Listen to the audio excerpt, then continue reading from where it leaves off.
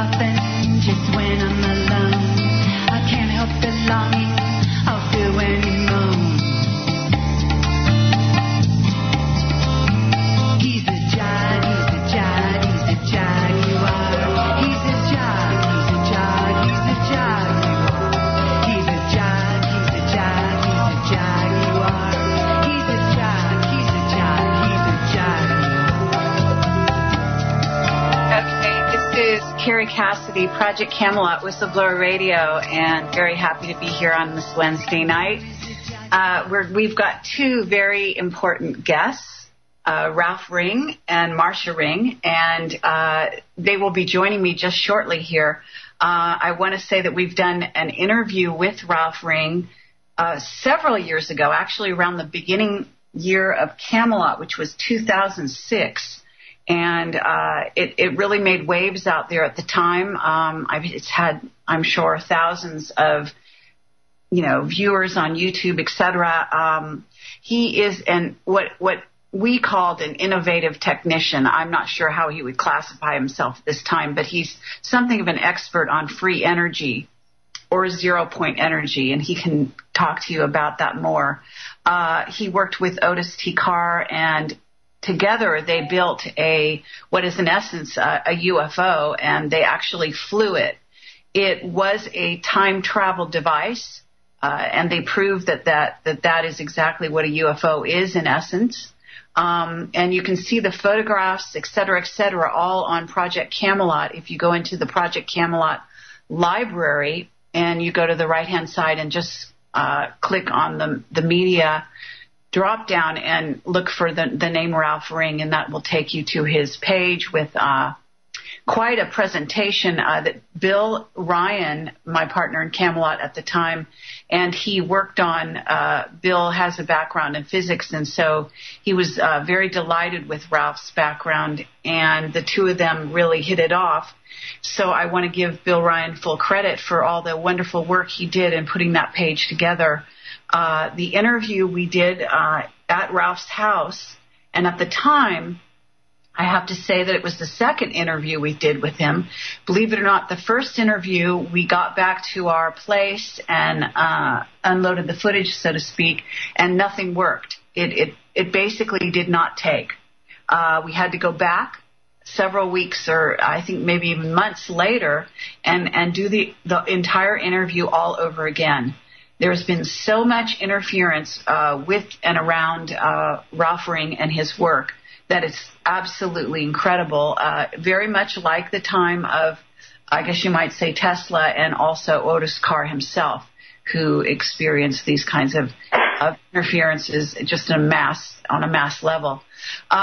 So, Ralph and Marcia, are you there with me on the line? Yeah, yes, Carrie, we're right here. Are we going to be on Skype or just the phone? Just the phone, unless you want to change to Skype. That's fine. We just had Skype all set up, so I didn't know what to expect. We're here. How are you? You sound great. I'm doing very well. Can you hear me okay? Yes, we can. Yes. Good evening, Carrie. This is Marcia. Hi, Marcia. Well, delightful to talk to both of you, and I'm very excited about this evening. We haven't really caught up ever since 2006, and we did have some back and forth on the internet, but I don't even know if we saw you. We might have seen you one other time since then, but really haven't been able to catch up with your work or what's been going on. So I expect this to be quite interesting. I'm going to allow people to call in and also to join the chat room. And for the people listening, if you want to join the chat room and you'd like to ask questions of Ralph and Marcia, please do put your questions in all caps. You could precede it by the word question if you want, or a question mark. That helps, so I can distinguish between what's idle chatter and what is a direct question for the witness here, so to speak, or the guest. So at this moment, would you like to introduce yourself, Ralph? And if you could also give us some background and an introduction for Marcia at the same time, that would be great. Okay, sure. Excuse me. I'm Ralph Ring. I've been around for quite a while. I'm in my 70s now and still going strong.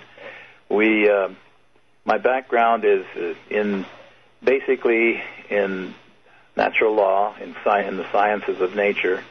And years ago, in the late 50s, early 60s, we did some fantastic work with what we call the neutron electrical accumulator, which enabled us to get things off the ground, and I can go into that later if you like. Marcia has been with me. She's been my pal, my best friend, and now my wife since the 1980-something, when I was building the underground house here in Prescott, Arizona, well, actually Chino Valley. And she and I have become a team. We've gone around the nation and given many, many lectures, talks, and meetings. And people are responding very, very favorably now. We have graduated from the actual talk much on the craft that was actually teleported. It didn't really fly. It teleported through time and space. And then graduated to talking about consciousness, because we feel until the consciousness is high enough to see what we wish to share with him, it's kind of we're just biding our time. So, but Marcia, help me out here. Well, it's a very exciting time because over the years of working with Ralph and knowing Ralph since the early 1980s, the time now has come where people are accepting the natural energy consciousness, and they are definitely opening up, waking up to new ideas, alternatives. Yes. Many, many new ideas, like the 3D printer, the skin gun. Many, many things are coming on board now that are really revolutionary. They're going to make life a lot easier on the planet from here on out. As long as people keep waking up and wanting a change in the system that we have, it will happen, because nature will deliver it all the way. Okay, well, that's great to hear. So basically, could you talk a little bit about your background with Otis Carr, if you don't mind, because we've got probably a lot of new listeners along with some of the Camelot regulars, so to speak. I have linked your interview on my blog for those listening, and also want to get the link to your website. I've also linked that on my blog. Oh, it's great. also linked to the front page of ProjectCamelotPortal.com, not the interview, but actually, I think maybe I did the interview there as well. I'm not sure. But anyway, it would help people listening if you could give some of the background and how you originally started to work with Otis Carr and how things progressed from there, because that will lead us to where you are today. Okay, I'll try to briefly capsulize it and try and get everything fitted in here.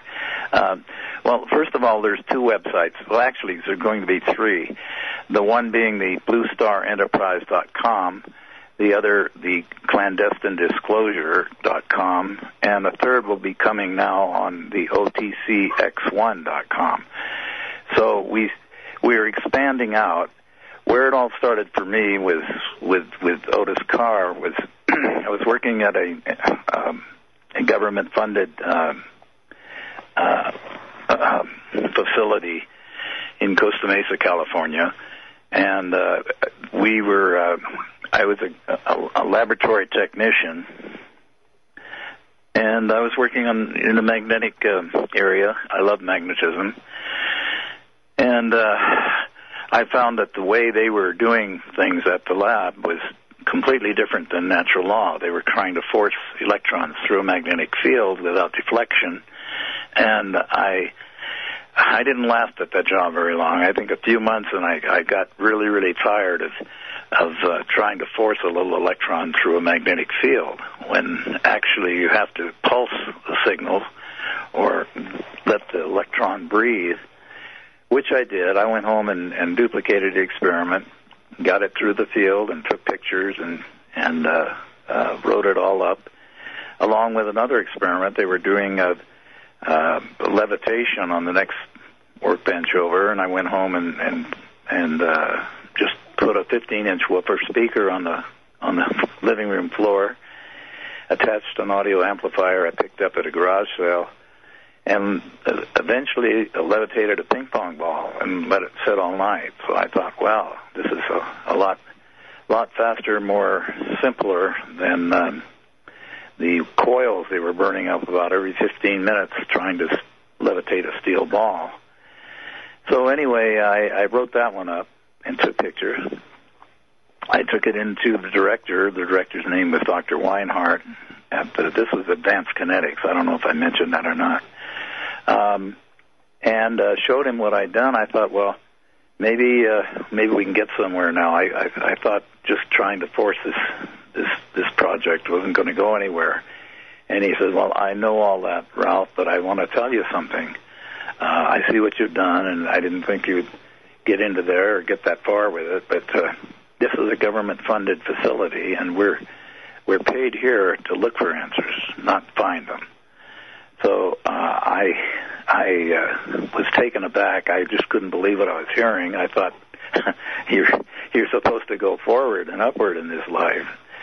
But he said, no, I'm going to have to destroy these. I'm going to shred them and tell you to go back to work. I'll put some more pay in your envelope. It's very nice that you are working on the project, but and I don't want you to talk to any of the engineers. Don't talk to anybody else about this, because this can be classified as confidential and so forth. And I was just shocked. I did go back to work, and I worked there, I think, another week before I left the job in tears, because I couldn't believe that they were paid to look for answers and not find them. And I was finding answers by using natural law. Everything's quite simple in nature, and the ideas that they had were all using accumulated ideas of force and manipulation and so forth. Completely unnecessary. When I left, my neighbor happened to see that I was kind of down in the dumps and asked me what was wrong. I told him what had happened, and he said, well, there's a group that meets every week. It's called Understanding here in Costa Mesa, and it was put together by a fellow by the name of Daniel Fry. And what we do is sit around and discuss these things about, advancement and retardation in the way the system is going. And we'd like to, come on over and talk. So I said, well, great, I will. And so I did, and I told them that my interest in magnetics and magnetism, and I said, there's no earthly reason that we can't take the tires from a vertical position running over this garden that we live in and putting down asphalt and cement and so forth and putting it in a horizontal position and getting it off the ground with the use of magnetism and having your habitation and transportation in one vehicle. Mainly, it's like an RV in the sky, where we would catapult from the era of the Flintstones to the era of the Jetsons. And they said, well, coincidentally, we're in touch with a guy. His name is Otis Carr. He's in Norman, Oklahoma, running experiments on spaceships. He wants to build spaceships. And his concepts and ideas are similar to yours. And we have to put you in touch. So I said, well, that would be great. So they got in touch with the OTC Enterprise people, and after some discussions, decided to bring Otis Carr and his entourage. They had some engineers and physicists and the PR people to bring all of them out here to this is California, and see if we could get together, his ideas and mine, and see what we could do. Well, they put us up at Lake Arrowhead. they had a giant cabin up there, and one of the people in the understanding group, and said, "Well, you guys just get acquainted with each other, and we'll see what we can do to get you going again." So that's when I really got to know Carr and who he was. He was immortal as far as I'm concerned. His mind was wide open. There was no blocks. There was no limitations in exploring the corridors and avenues of the laws of nature. And he was into Schoenberger and Victor Schoenberger and Morey and all the greats that have been there and done that before. So we talked for hours and hours. We'd stay up all night talking, and we got into some very, very, very deep conversations about consciousness, because he said... .com, or download the new Swiss America app at iTunes. That's 800-289-2646, 800-289-2646, 800-BUYCOIN. Call Swiss America, the gold standard. Online, all the time, your gateway to the world. AFR!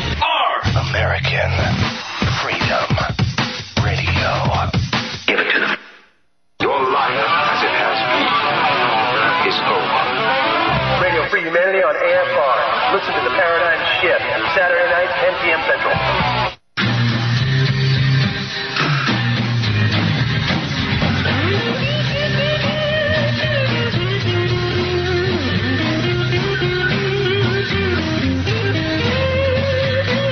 There must be some kind of way out of here. Say the joker to the thief. There's too much. Okay, this is Carrie Cassidy, Project Camelot, Whistleblower Radio, and we're talking to Ralph and Marcia Ring. Just before the break, we were talking about some discussions that Otis T. Carr and Ralph were having late into the evening, talking about various different ways of moving into the future and using free energy to do it. So at that point, Ralph, could you describe what happened when you were in the Arrowhead facility, and also subsequently what happened when you went down and tried to communicate with, I guess it was General Motors, if I remember correctly? Oh, yes. Okay, sure. We're rehashing some information here, but for the listeners that simply don't know, this is a good backdrop. If you could just capsulate it, that would be great. Sure. Thank you for asking. And I wasn't sure or not, but that's good. I would like people to know where we're coming from and why and where we're going. Well, at Lake Arrowhead, I talked to all the other engineers and so forth while I was there, but Carr was just blowing my mind all the time. He was just talking about things that were not of this world, not of this dimension anyway, and he said, of course not. We live multidimensionally, but we're asleep. Most of the people have decided to settle down in the third dimension for a while and experience a physical reality. So that's where most people have been.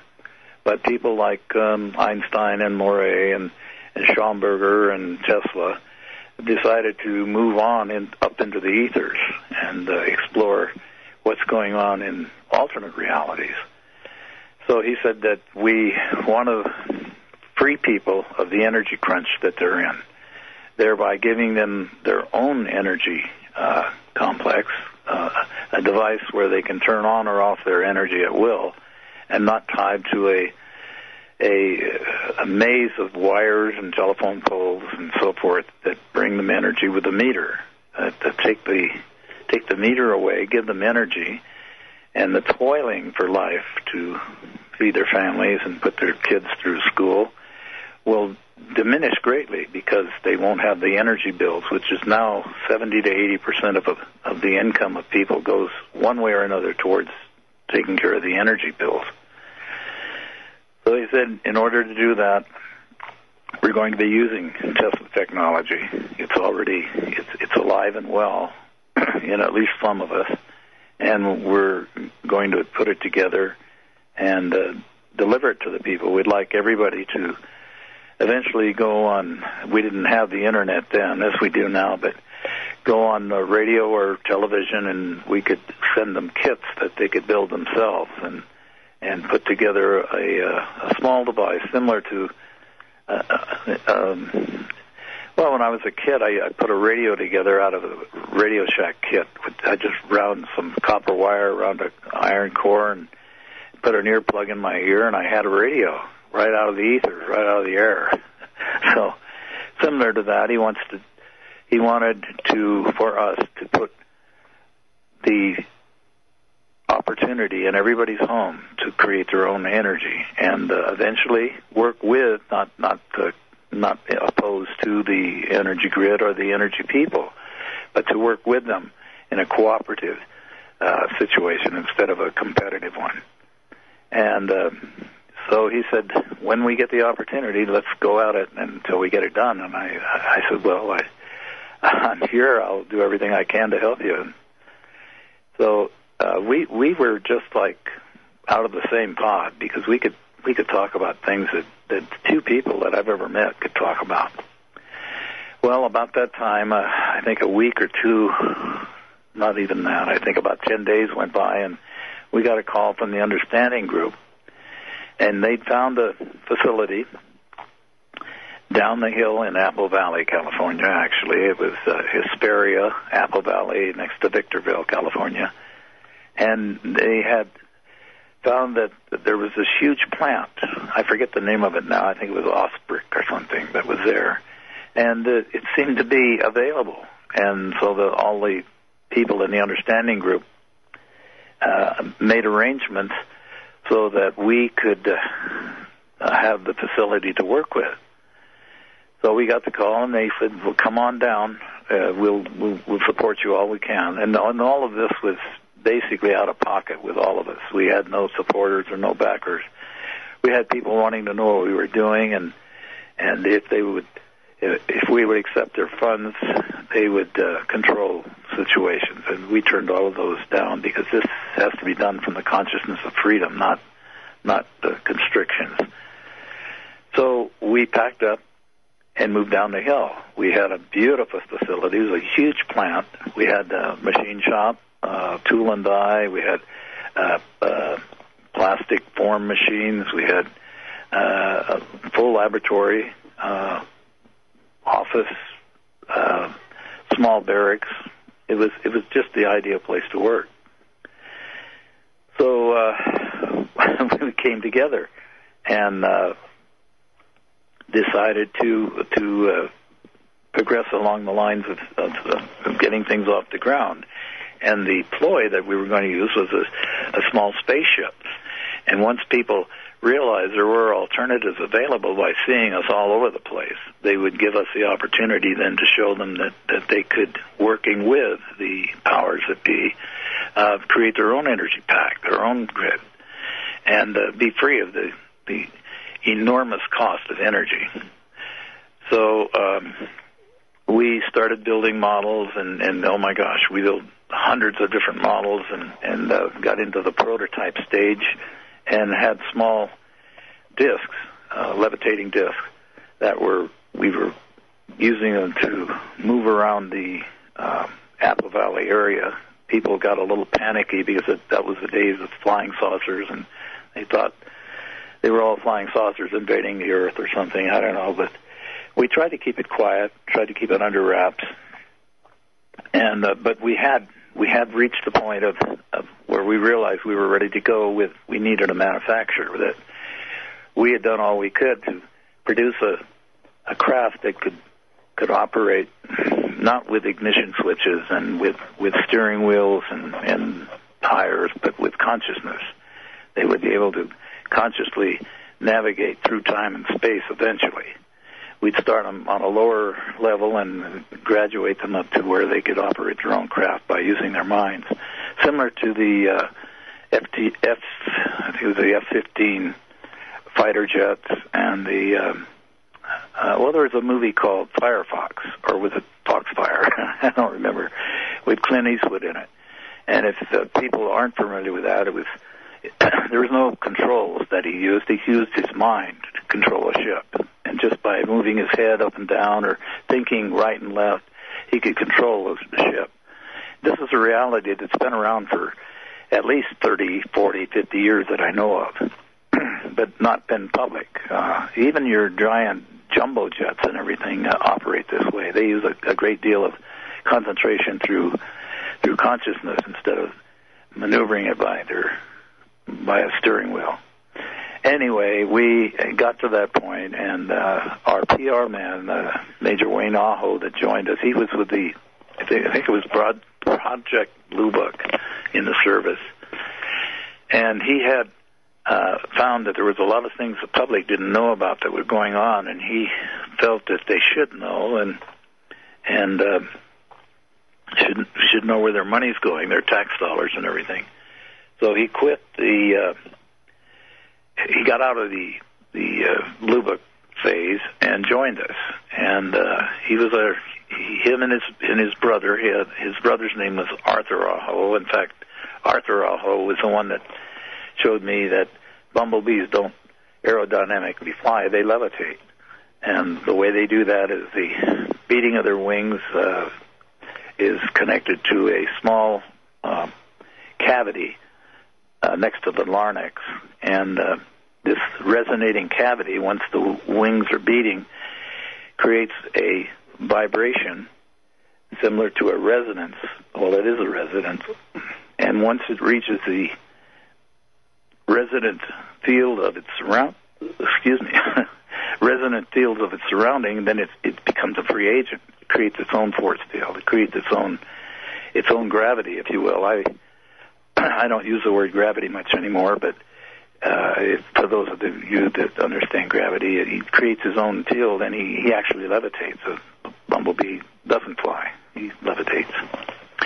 Well, that was Arthur. That's Wayne's brother. But Wayne said, well, it's time to contact a manufacturer.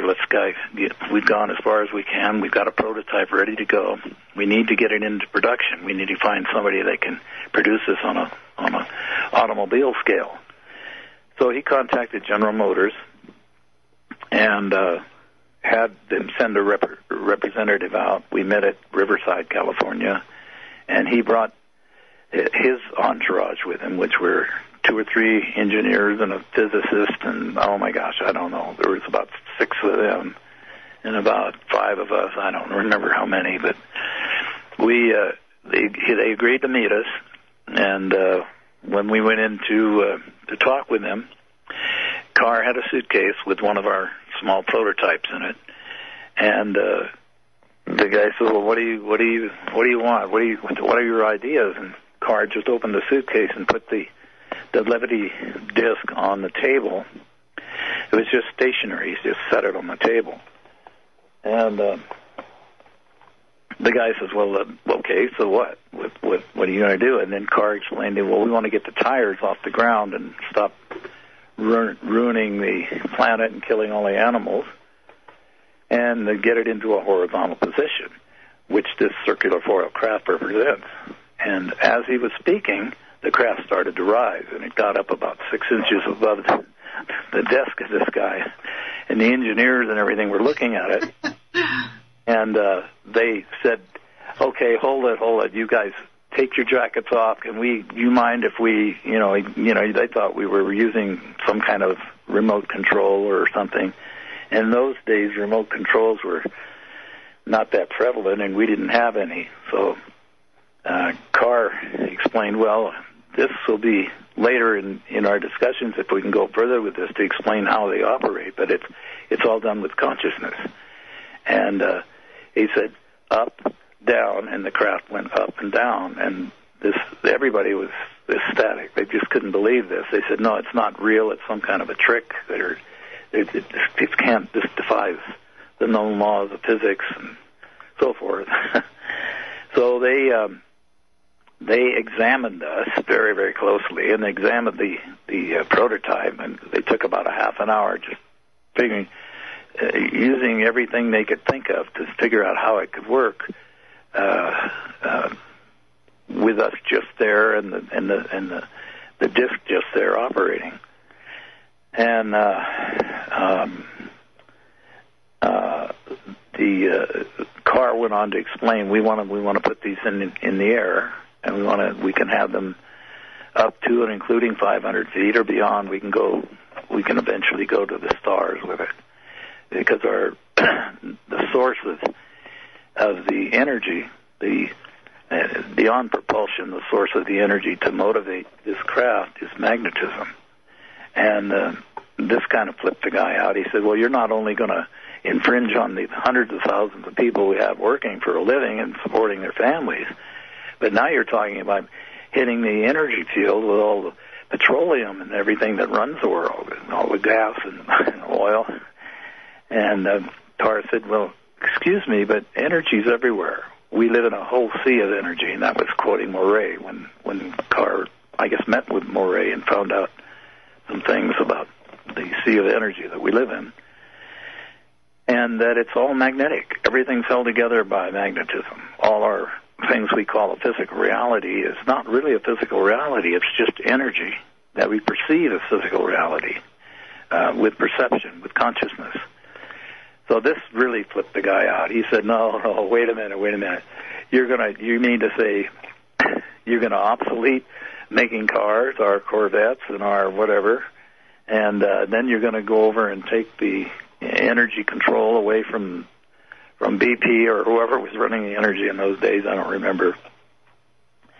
And Carr said, no. We don't want to oppose anything. We don't want to really change anything in that way. We don't want to replace anything. No, it's not good. Their new Truth Teams. Be sure to get a copy of our Vote Gold 2012 by calling 800-289-2646, 800-BUY-COIN. Warning.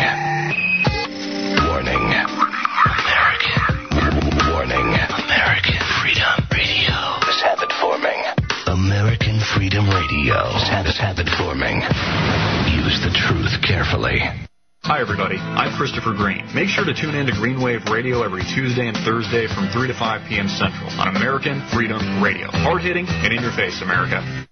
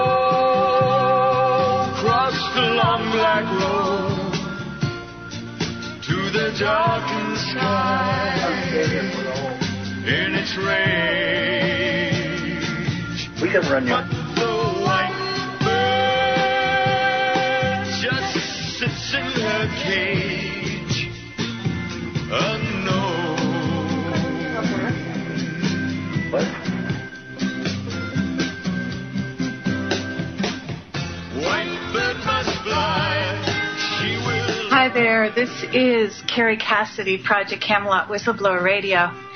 And we were talking to Ralph Ring and Marcia Ring. Sorry, I'm just a little out of breath here. Anyway, had to run and get my dog. So hopefully he will behave now. I have a puppy and he can wreak havoc during these radio shows. Anyway, Ralph? Yes.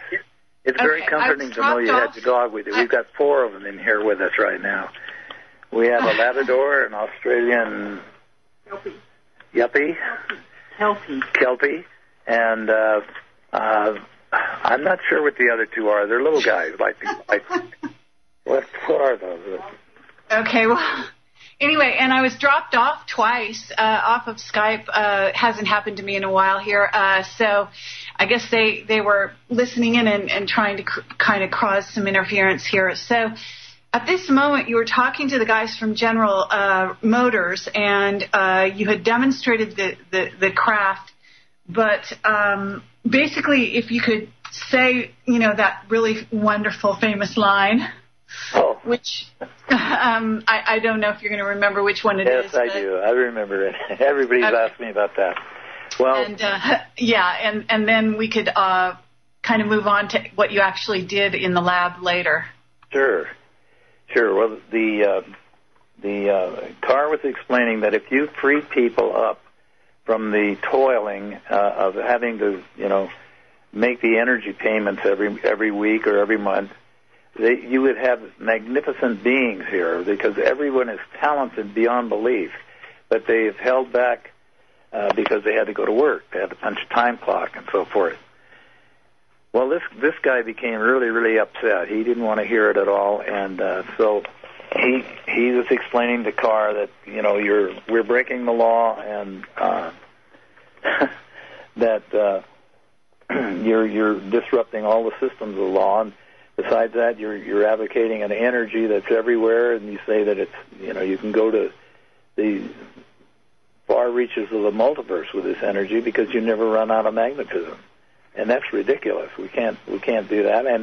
And he was getting hotter and hotter. And before he went any further, he said, "And if you put them up, Mr. Carr, we're going to shoot them down.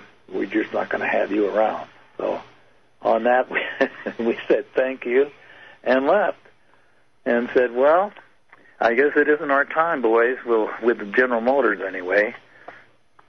We better get back to the shop."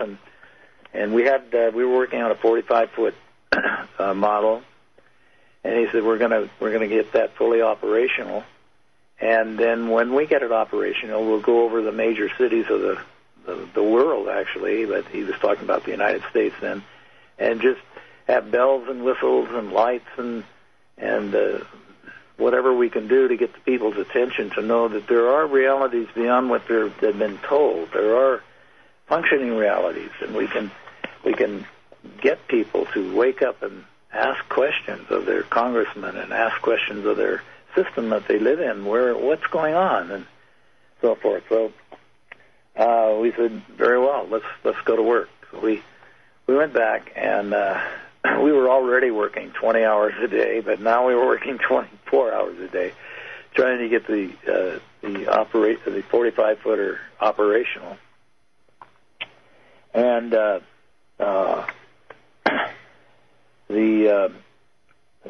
we had, along with working in the shop, we had Carr consciously talking to all of us about consciousness, because if you're not conscious of what you're doing, you'll never get it to work. You have to be totally conscious in the moment of what you're doing, every moment. And so that was our guidance point. And he said, what we're going to do is when we get it ready to go, we're going to, excuse me, there was two engineers, and Carr chose me as the third party, and I was just a lab tech.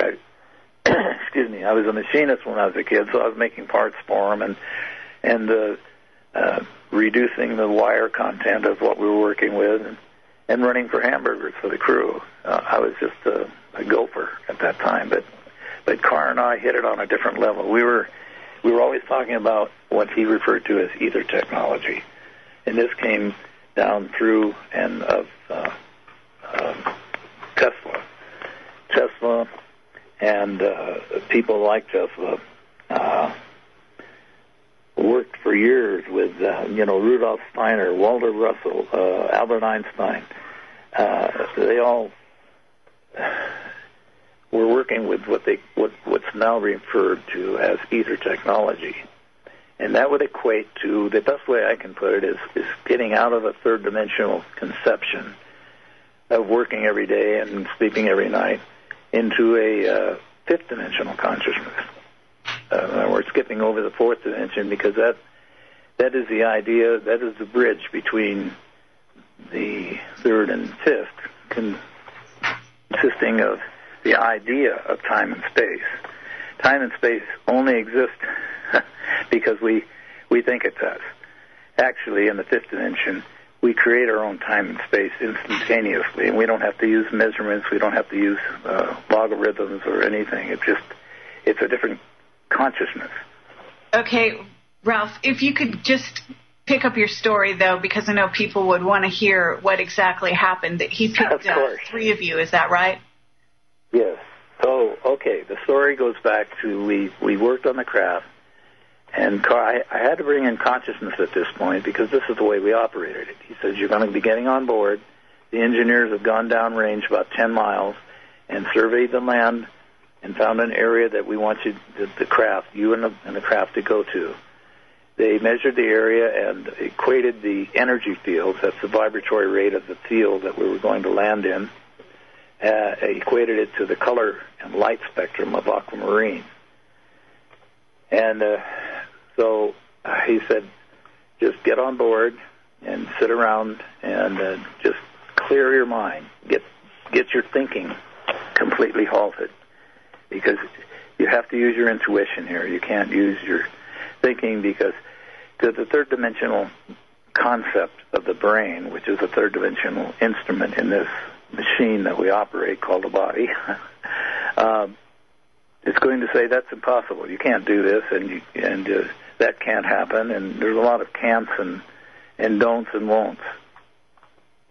So you have to get rid of all that and know that you are totally unlimited in your capacity and your ability to do anything, and just sit there and observe what happens. And what was happening was they had a laser, and the laser was relatively new. This is in the late 50s. But they had and it might have been something of a greater extent, I don't know, but this laser or bright light came up through the bottom of the craft and into our cabin. And there was a crystal ball there. And it was faceted, many, many facets around the crystal, as crystals usually are. And when it first illuminated, it was brilliantly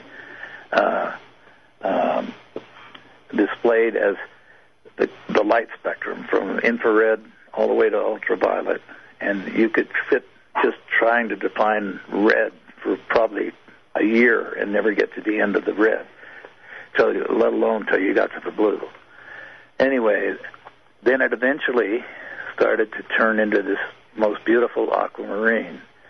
And I'd been into diving in my earlier years. And about his past, building what is in essence a UFO. And Ralph, so you came back after having attempted what you felt was attempted to fly this vehicle, the three of you, and you went to Otis's office. That's where we left it. Right. Okay. Well, the word flight or flying is really obsolete in the essence of what we were doing. We were actually teleporting, but let me explain that in a moment. First of all, we got back to Carr's office, and he was kind of playing with us a little bit. He says, "Well, what did you think of the flight?" And we said, "Well, we didn't do anything. We're only there a couple minutes." And nothing happened. It was beautiful, and the ship was all lit up and stuff, but nothing happened. And he said, "Well, you really feel that way, huh?" And we said, "Yeah, well, did you clear your mind?" "Yeah, we did," and sat there. He said, "Well, then empty your pockets. Take what's in your pockets." Well, before we got on board, we showered up and put on some jumpsuits, little kind of one-piece jumpsuits, and I know we didn't have anything in our pockets, but we started pulling out sticks and stones and grass and roots and dirt and everything, putting it on his desk, and he said, come on, pour it out. He says, "Come on, let me see some more." And all three of us were just, like, how in the world could this have happened? Nobody got on board. It was sealed. We were sealed in. And we didn't take it on board. And we weren't outside the ship. So how in the world could this happen? And he said, "Well, I told you before, about consciousness and the different realities. We live far beyond a three-dimensional reality. We're just trapped here and enslaved here by our sleep. We just don't. We haven't wakened up enough to realize that everything is energy. There is no exception. Everything is truth. No exception. Everything is real. No exception. It exists in frames of reference, and that's your different dimensions, your different realities. And what you did, you went into a state of consciousness where your body was perfectly comfortable sitting there in those comfortable chairs, just really thinking of nothing, while your mind traveled beyond time and space. You actually teleported through what's called time and space, what's known as time and space. And you went downrange, and here you were gone only a few minutes, and came back. And he said that it might take years for any of you to remember this. Some of you might get it right away, but your brain has to start accepting that, because your brain, anything foreign to the third dimensional consciousness is rejected as foolish, impossible, or could not be. So your brain is you're going to have to nurture your brain and just help it to realize that your mind, that's the consciousness of who and what we really are, did traverse beyond what's called time and space and came back. And some of you may never remember it. And I personally, it took me, 2 or 3 years before then I started getting flashes and remembering that, I do remember that. And I remember pulling the roots out of some sticks or whatever. I could see it. So I said, I guess that did happen. And to back it up later, because everybody thought I was a nut, and all of us were very seriously ridiculed about, even talking about this, because they just thought that's beyond conception. But on that night, we happened to get an email one day. On that night, there was two police officers on patrol in the Apple Valley area, and they had seen us. They had seen the craft come, hover over a piece of land, and there was a ramp that came out, and 3 men got out. The email was, "Did you guys have jumpsuits on?" We said, "Yeah." And he said, "Well, I think we saw you. You got out of the craft, you did something for a few minutes, you got back on board, and you disappeared." I said, "Yeah, well, that could be, thanks." So, and then there were some other observations by people that prompted me to try to remember. And eventually I recall now, I would say 80% of what happened, but it was quite simple, nothing miraculous about it. But Ralph, was there any lost time at Otis Carr's end? Let's see now, if I can remember this right, because it's been a while since I even talked about it. We were gone, I think, in just a few minutes, and I don't know how many, in Carr's time. And this was filmed, by the way, on an 8mm camera, and we had the film for quite a while, and then it disappeared when we got it confiscated. But where was I?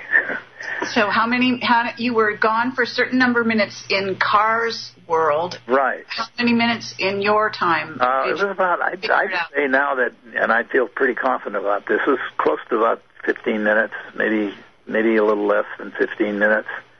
Because I remember walking kind of around, and it was, I can see it right now, and I'd say actually probably around 15 minutes. So he said, "Well, that's your time, and everybody is on their own time. They just don't realize it. But their time is relative to the observer and to the participant. And so in his time, we were 3 or 4 minutes, and our time was about 15 minutes." Okay, so at that point, just to move the story along, because I want to get to the present time and talk to you guys, we've only got a little bit, speaking of time, a certain amount of time here, and I know people are going to want to ask questions. So Then at that point, you guys went back to General Motors, did you not? No, we didn't go back. You didn't go back? No, we were going to seek out another car company, or we didn't. We were thinking about going overseas with our ideas, but we got back. Then you got visited. Is that what happened? Yes, we didn't go back to General Motors. No, they didn't want to see. They didn't want to hear about us. Right. Okay. So then, can you tell what happened when they shut you down? Okay. Well, now, first let me explain what he because the audience is going to wonder what in the world am I talking about, consciousness and awareness and everything. Carr explained, and I remember when I worked in Advanced Kinetics, there was an electron microscope there, and I went over for lunch to the guy that was operating the scope, and he says, we were talking about energy and magnetics and different things, and he says, well, you know, we're all energy. We're just this thing we call reality is really a big illusion. It's all illusion, and we're creating it in microseconds. It's all done with our mind. And I says, oh, yeah? And he says, give me your finger. And he had a kind of a different type of apparatus set up on the microscope, and I stuck my finger under it, and he said, take a look. And I looked at my finger, and there was nothing there but energy. It was just swirling masses of little electrons or whatever. And I pulled it out, put it back in, and pulled it out. He says, I told you, you're all energy. There is no, the physical composition of what we call a third-dimensional reality is held together by magnetism, which we create by manifesting it through in microseconds, sometimes nanoseconds, so that we experience a third-dimensional reality. Well, hearing that, I kept that in my mind, and when Carr was explaining again how we teleported, he said, that's all it is. Energy is everywhere, and you are everywhere. You just don't realize it. There is no such thing as a linear projection from A to B, because you're already everywhere. You just don't realize that. So anyway, that was that. We we went back to the lab. We figured, well, let's get this thing off the ground. And we had planned first to go over Los Angeles and then on to, the different big cities, San Francisco, and then back east. Well, before we could do that, we were getting ready to fire it up and get it going. In came these big 10-wheeler Army vehicles with soldiers on them and black cars with people in them. And they all had guns. They all had rifles. And these guys pulled out of the cars with their black suits and badges. They had FBI and CIA badges on. And said, wanted to know where Carr was, and we came right up to him, all of us, and we said, well, what's going on here? And I said, well, we're shutting you down, cease and desist or something. And on what grounds? They said, well, we have a paper here, and you are being charged with attempting to overthrow the monetary system of the United States, and that can be construed of high treason. And you could be locked up with the keys thrown away forever. And so with that, they ordered their people to move on into our shop, into our lab, into our living quarters and offices, and they started loading up all our goods. Well, we didn't know what to do. And we didn't feel we ever needed any defense mechanisms or lawyers or anything else. So we were at their mercy, and they interrogated us. I was oh gosh, just hours and hours. For me personally, and everybody else was interrogated, and they said that the bottom line was, we're shutting you down. You're not to talk about this. You're not to regroup on any level, not even phones, because for the rest of your lives, all of you, you're going to be watched. You're going to be put under close surveillance. You won't even know we're watching you. But if you make one move towards this thing you call free and abundant energy, you're gone, and your families can be at risk too. So anyway, that was their ploy. That's what they said. And with that, we were all dispersed. We reluctantly had to break up. Okay, but that was also, you said that there was also, I guess you were told not to see Carr again or any of the others, right? Right, that's correct. Okay. And did you never see him again, or did you? Well, we were in touch, along with this consciousness thing. I don't know how to explain it in linear terms, but it goes back to intuition. We were in touch on a different level. We felt each other and knew that, the time would have to come when this would be done. So just don't worry. If not in our time, the next time or the next people, it will happen because it has to. So we broke up. I eventually started doing experiments and building things on my own, just on a minor scale, and I operated under the guise of hobby. I just said, I'm just fooling around with hobby, making toys. And I wanted very seriously to start, if not us building them and working them again, at least convince some of the others that are doing other government-funded things to change their perception on energy and how we can motivate things through time and space. Well, I wound up in Davis, University of California at Davis. I met a Mr. Moeller. He had what's called the Moeller craft, or flying cars, I think they're called now. And what he had was a circular foil craft with 8 combustion engines around the periphery. Very, very noisy. I had to use earplugs. Actually, earplugs, yeah.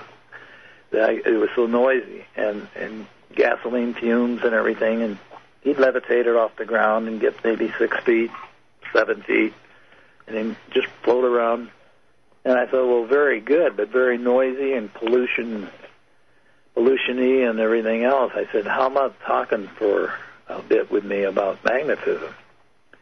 And he says, okay. So we went in and we talked for a couple of hours. And I did convince him there was, the simple rules and laws of nature supersede the laws of that were made for the third dimension. And he was convinced, yeah, well, I see that. But again, I got this government-funded deal. He says, well, I'm on a grant here. They're giving me lots of money to put on a show here that we're working on it. We're working on levitation. We're working on getting things off the ground. And we'll get there someday. But right now, I'm sorry, Ralph, but I can't go there. I can't. He says, I know it's possible, but I just can't do that with you. So anyway, I just got off on my own. I eventually went to Prescott, Arizona, and I bought a piece of land, 14 acres, and decided to build spaceships again by myself. And while I was married, and I had my wife with me, and the way before I got married, my girlfriend and I, because I had gotten divorced from my first wife, my girlfriend and I wound up in a place called Chino Valley, just north of Prescott, about 20 miles, and bought a piece of land that was totally isolated, and I wanted to build an exact replica of the 45-foot craft.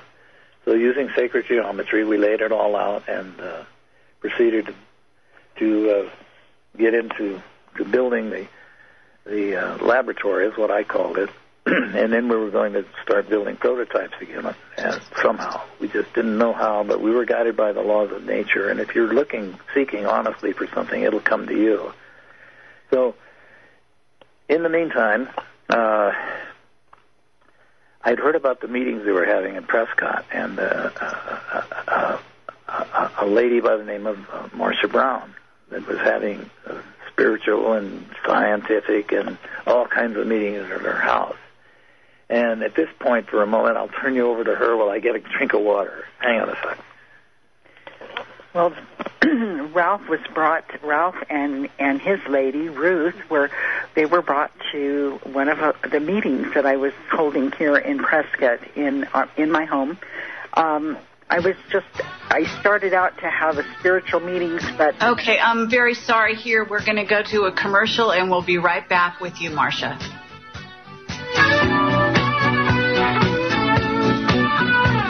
say, what's mine? And somebody else says, well, what is? And you say, oh, my God. Carrie Cassidy, Project Camelot, Whistleblower Radio, and we are talking to Ralph Ring and Marcia Ring. Right before the break, Marcia was going to explain her sort of part, I guess, as when she sort of stepped into this timeline, so to speak.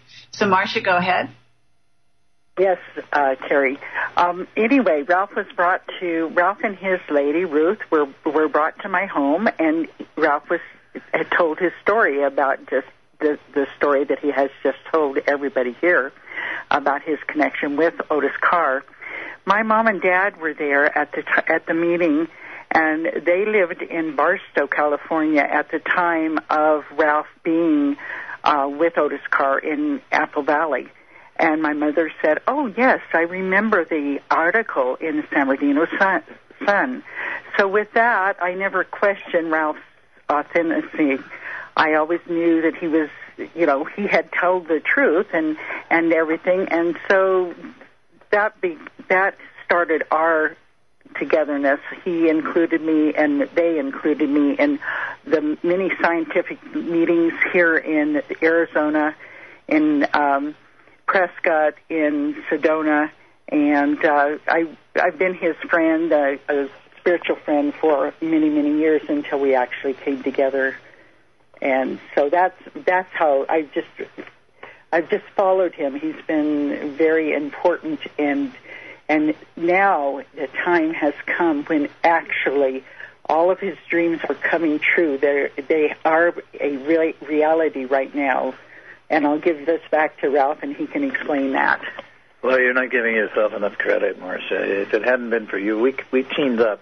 My wife died, and I went back to Marcia. She'd become, she always has been our best friend. When we were married, we counted on Marcia, and we took trips with her and her folks around here and there, and she's become my oneness, if you will, because we just synergized very, very well together. Well, anyway, she kept urging me on. Let's get the word out. Let's talk about people. If we can't do it, let's at least be who we are and talk about the reality of what can be. So eventually, we moved on, and in the interest of time, and I know your listeners might have questions, I'll speed it up a bit. It started with Project Camelot, actually, with Carrie Cassidy and Bill Ryan. And that sparked a reinterest in, well, maybe there's something to this. So in the hearts and minds of people. And we started being contacted. I eventually wound up in Hawaii with the Residence Project. It's a spin-off from it with Nishan Harriman. And we went with Andre Nogel with a small team of people. We came together and created what's called the Elders of the Round Table. And we decided let's get back on this and let's get it done. Well, that's another story, and it goes on and on. But what's happened since that, we've because of Marcia and I's talks, we've talked all over the nation, and in the world. We talked on Red Ice Radio. We talked, oh my gosh, everywhere. We now have pods, what we call pods, and I got that term from when I swam with the dolphins in Hawaii with Bruce Agnew and Noble and the other guys on the team. The pods represent just small groups of people, 3 or 4, sometimes 6 or 7, sometimes more, that are really reproducing and replicating Tesla technology and Carr's technology. And now it's expanded. Incidentally, I have one of the people here that the audience may recognize, Michael Renrick. He is effective in one of our pods in Chico, California, and they are replicating the Utron electrical accumulator, which they hope to foster and and bring into a greater reality in the way of the little box that we want to put in everybody's home. We have 2 or 3 pods in California, and we have them in just everywhere. Australia, New Zealand, Bangladesh. We're all over the world, and people are familiar now, and they woke up enough to realize, well, this is really real. We've got tests on the accumulator. Now, accumulator, for those that don't know what I'm talking about, is the difference between a generator, which generates electricity, and the accumulator, which accumulates the energy right out of the air. The ethers is what we call it. Energy's everywhere. We are energy, and everything we touch, everything we look at, everything that we do is energy. It's all energy. And an accumulator, by resonance, that's a hollow cavity. It's shaped like a diamond. It's just a hollow cavity. When you align things to the sacred geometry around the circumference or around the periphery of where you're at, and you reach a resonant frequency like the bumblebee, then you can change anything. Like the opera singer who can break a crystal at high C, 2 tuning forks in the same key can vibrate the one across the room, like guitars or pianos. Resonant frequency is not new; it's old. But this is the one thing that we've been told never to talk about, with resonance and resonant frequency and what you can do with it, because it's the power of the multiverse, really. When you can get into resonance with anything, you can change it. The Heisenberg principle, which was way back, I can't remember the year, but when they were, he proved that you can never get to the absolute, because the energy it takes to look at something, to observe it, also changes it. So energy is in a constant flux. It's always moving. Everything is in motion. We don't realize it because we're suspending ourselves in an idea of the third-dimensional reality. Actually, we're multi-dimensional beings, and we're existing on many planes simultaneously. We just don't realize it. All of us are infinite beings in consciousness, but we've just been told, no, don't use your imagination, don't think that way, don't feel that way, because we've got a paycheck waiting for you, and we've got a gold watch until the end of 20 years. Well, now that's all falling apart, and we're going great guns. We've reached the 100th monkey. We've reached critical mass. Our guys, the pods all over now, are working on the craft. We are reproducing prototypes, and we are waiting for the time now that the system itself will start accepting some of our ideas. We don't want to change it. We don't want to, threaten anybody. We just want to blend with the system and show them an easier, simpler, and more practical way of doing things that they've always done. Okay, Ralph, what I'm going to do here is ask you a few questions that are coming in for the audience, and give out the call-in number. Actually, what it is the call-in number is 218-339-8525. I'll repeat it, but you can also go to AmericanFreedomRadio.com, and the call-in number is clearly posted there. But at any rate, it's 218-339-8525. And feel free to call in and ask Ralph a question or Marcia a question. And the other thing is that I do have a couple questions already that have been sitting here in the chat, if you don't mind, Ralph. Not at all. Okay, so one of the persons was asking about the Utron, and basically wondering if you had a working Utron. So it sounds like you've got people in the pods working on them, but have they been prevented from actually building one for some reason? No, we're going along with the flow of the nature of the beast, if you will, of the nature of the consciousness of human consciousness. We're not trying to move too fast. In fact, all we want to do is blend with it. We have working prototypes that they have succeeded in breaking the over-unity barrier that we've been under for so long that could never be done or wouldn't be done. And we're actually waiting in the wings now. We've got things waiting with technologies like I mentioned before, the 3D printer. We're using the 3D printer to actually make parts for our models, and these models will be available for kids to put together or young adults. We have at least 4 to 6 engineers a month or a week, actually, Marcia, wanting to come on board with what we're working on, which is ether technology. It's simply the ethers is consciousness of who and what we are. Marcia's grabbing the phone. These young people it's so exciting to see them and to hear from them. Many are coming right out of college, or they're still in college, and they're contacting us wanting to know how they can help make a change in our system right now. And so we've never seen this before in all of the years that I've been with Ralph, and Ralph has never seen the youth come involved. And that's what's happening right now. There's still the technicians that have been working on it, and we're hearing more and more and more in Japan, in all of the many different areas that are not actually with us, but that are creating or are in the process of creating an OTC X1. Japan is now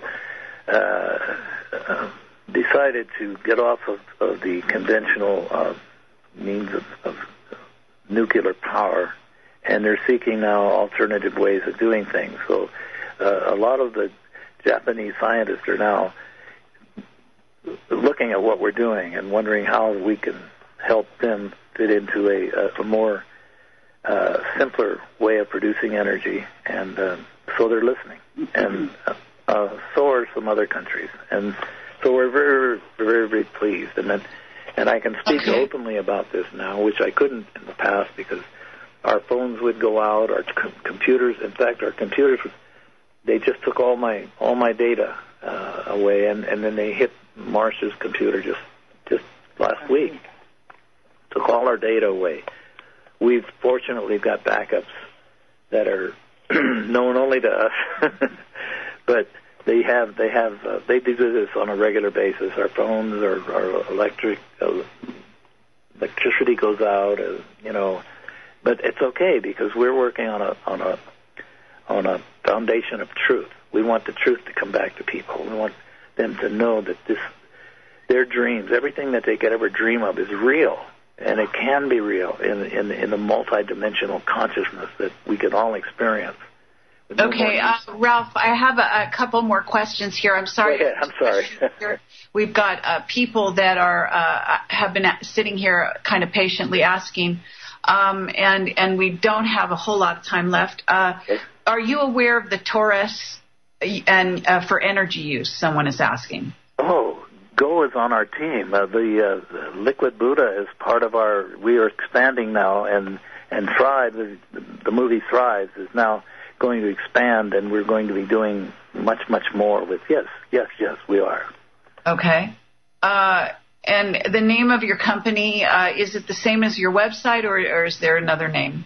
Well, there is no company per se. We pulled away from all corporate structure and all organization. We're freelance. We're rogues, if you will, and we live under the idea that we're citizens of the multiverse, and we're not going to be bonded or tied to a third-dimensional world. Not that we're going to be deliberately breaking laws. I don't mean that. We're very careful of what we do. We're very respectful of what we do. But we expect it the same in return, and we haven't been getting it in the past, but we're getting it now. So we're going through the roof on this, and it's very, very, very soon now. People will begin to realize more and more. They'll see the change. Okay. We've got some people asking if the two of you have any thoughts for the coming year or two. Thoughts for the coming year or two? Yeah, in other words, this being 2012 and going into 2013, have you got any, I don't know, I'm not sure what they're aiming at, but do you guys have any thoughts about what the year will bring? Well, perhaps the consciousness change as part of 2012. Do you believe in any of that? Yes, we do, and because of in lieu of what I just said about people are waking up, they are changing the future, so that the prophecies and all the predictions of what could happen can be changed by the conscious awareness of who and what we really are, not learning anymore, just remembering who and what we are, to wake ourselves up and realize, oh my gosh, I didn't realize this is, yeah. And that changes. So what could be another Japan or Twin Towers doesn't have to happen at all. It depends on the consciousness, because we collectively create all this in our collective consciousness. These are wake-up calls. We are going to a break. We'll be right back with Ralph Ring and Marcia Ring. Thank you very much.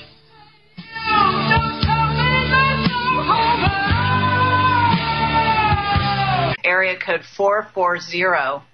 You are now on the air with Ralph Ring and Carrie Cassidy and Marcia Ring. Hello, Carrie, Mr. Ring. I'm really impressed with this interview. And, much. What was your name? Martin. Martin. Thank you, Martin. Thank you very much. Yeah, well, you really struck a chord in me when you said that you saw all these animals being dead on the roads because of the vehicle. Yeah. And I when I get in my car, I'm already thinking that I wish my car was about a foot off the ground where I wouldn't have to worry about animals or ruts or anything else. Well, what I really like to know is how would I get into one of these pods, or at least, find out if there's one in my area. I'm just outside of Cleveland, Ohio. Well, the best thing I can suggest is go to our website, which is bluestarenterprise.com or clandestinedisclosure.com, and we have had blogs that will keep people posted on what we're doing, and inviting people to correspond with us if they have any ideas of their own that they can contribute, or help they can contribute, or anything that we can do to bring it closer together, because it's going to take all of us to make these changes, because it's a huge, big process, and so that's the best thing I can think of right now. The pods are growing. We have them in Canada. We have them all over, and they're just quiet people working, out of their garages and sometimes small laboratories. They have a larger laboratory in San Francisco, but they're all working on the same thing. So, all right. Thank you, okay, caller. We just have a little time, so I'm sorry to drop you off here, but if you... Oh, that's great. I appreciate the information. Thank you. Thank you. All right, thank you. Okay, so we're going to go to area code 269. You're on the air with Ralph Ring, Marcia Ring, and Carrie Cassidy.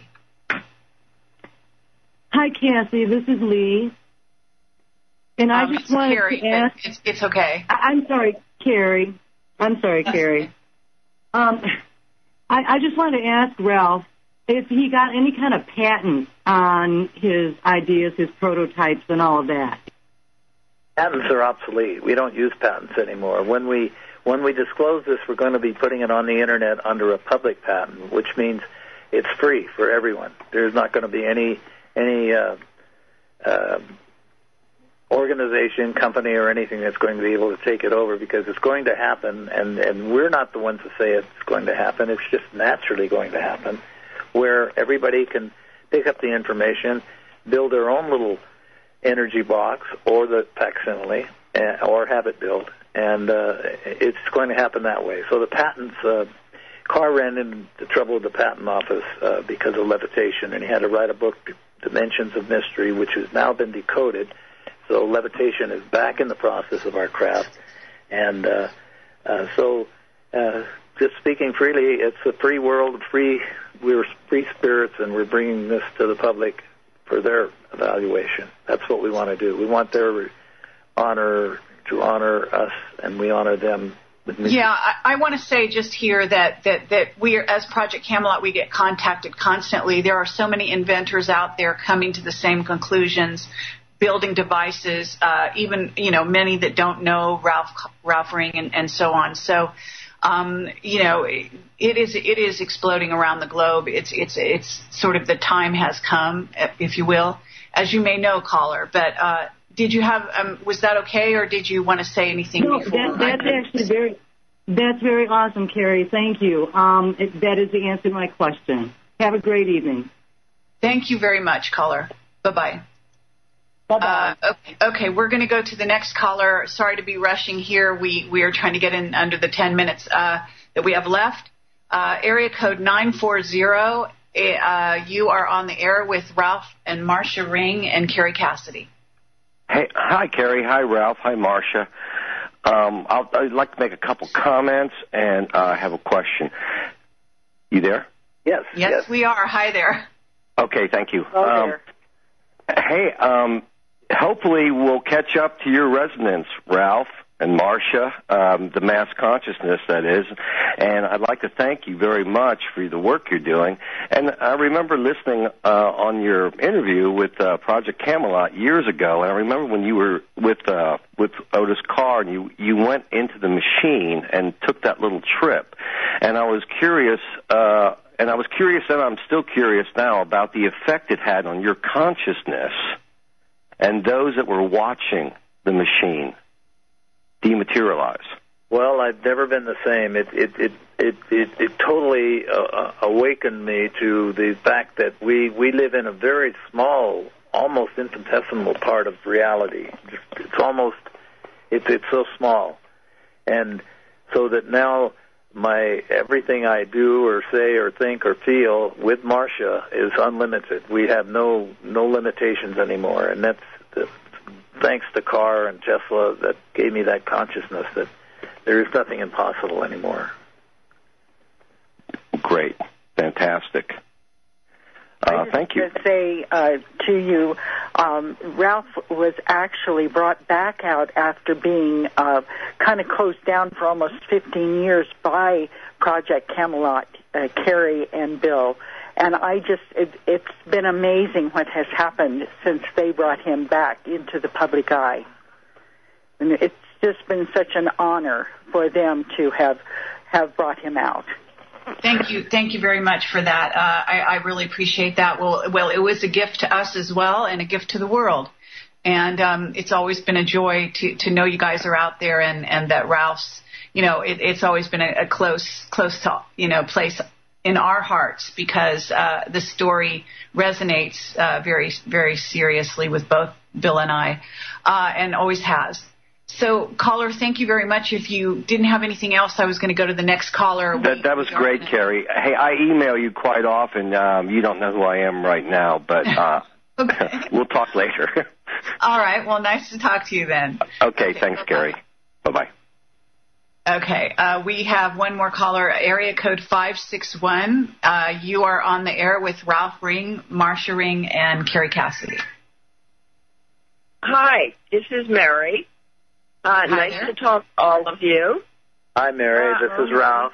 Hi, Mary. Hello. I didn't know you were going to mute the call, but anyway.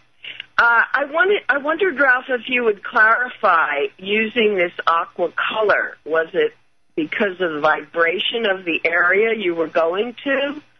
Or is it that this color is always used in this type of situation?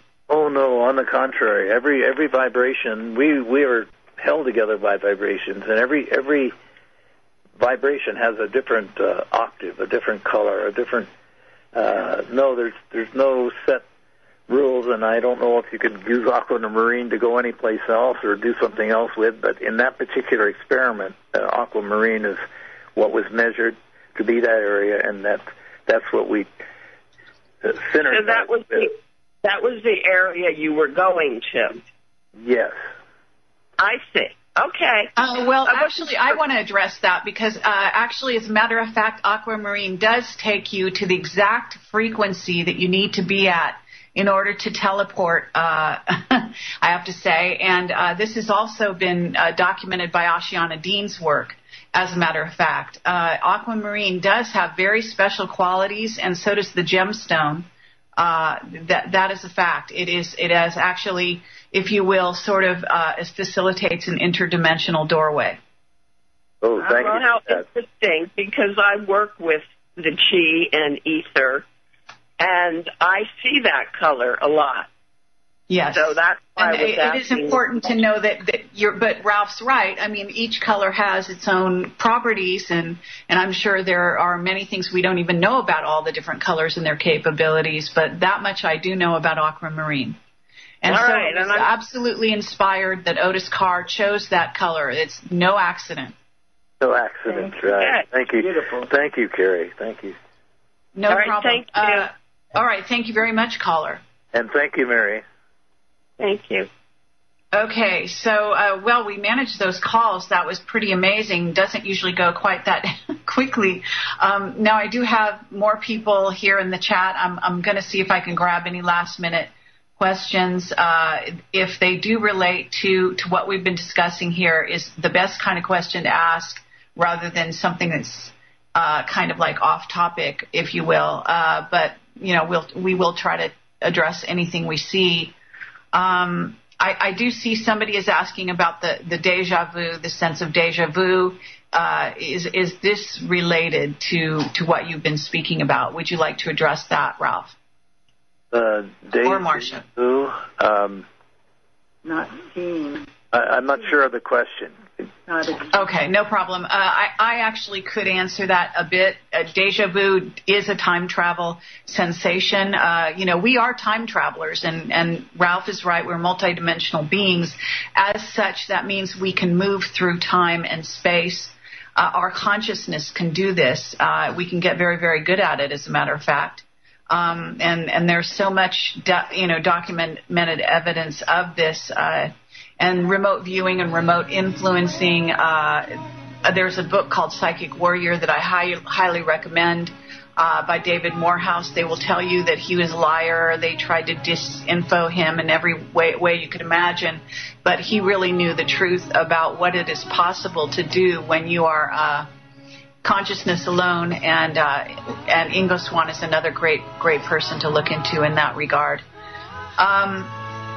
What types of exercises can we practice that would help bring these technology quicker as energy beings, someone is asking? Well, they could change their vocabulary, for one. Instead of the limitations of the words like want, think, or trying, or hoping. Okay, that's okay, Ralph. Still hear you. We are going to be off the air shortly.